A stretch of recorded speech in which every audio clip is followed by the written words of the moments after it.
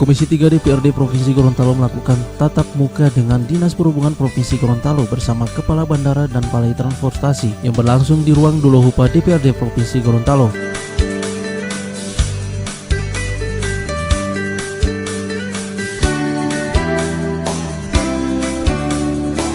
Dalam pertemuan ini selain dihadiri oleh beberapa anggota legislatif, juga dihadiri Kepala Dinas Perhubungan Provinsi Gorontalo, Kepala Bandara Gorontalo, serta undangan lainnya.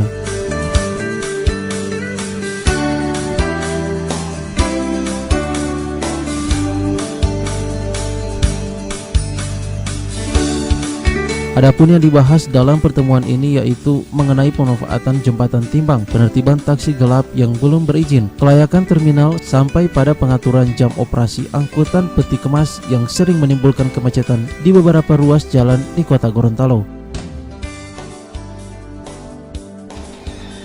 Yang dikerjakan oleh masyarakat semua suku di situ harus pertama itu sejahtera. Yang kedua, jangan yang ketiga itu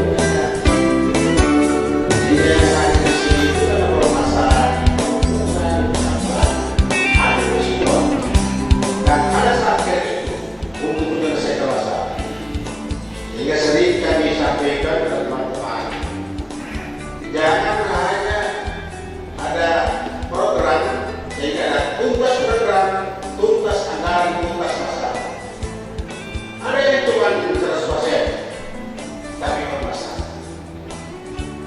Sehingga pada kesempatan ini saya sebagai mitra Bapak Ibu, tahun 2018 ada beberapa harapan Komisi 3. Komisi 3 dengan moto KIS.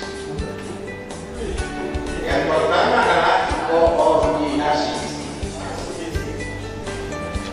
Banyak juga pertanyaan pertama dan juga mengapresiasi apa yang disampaikan oleh Pak Kepala Dinas bahwa target 2015 dan proses itu memang kami sebagai anggota DPR tentunya yang akan kami lakukan bukan hanya sebatas program yang dilaksanakan, tapi pada semua yang masuk pada baik konspirasi tentang pelayanan termasuk pembangunan semua seluruh yang ada yang disampaikan ini.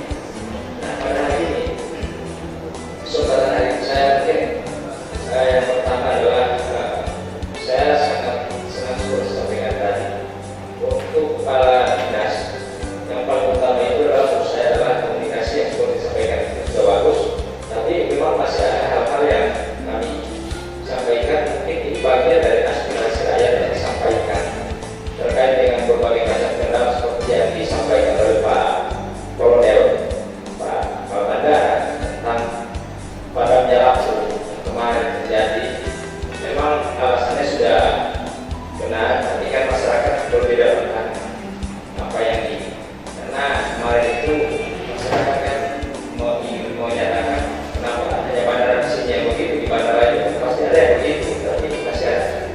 Hari ini saya bertanyakan ke Pak Dinas, ketika itu terjadi itu apa? Ada hubungan, ada komunikasi langsung dengan Pak Dinas tentang bagaimana memecahkan persoalan ini. Dia bukan. Tim Liputan Editorial Nusa TV.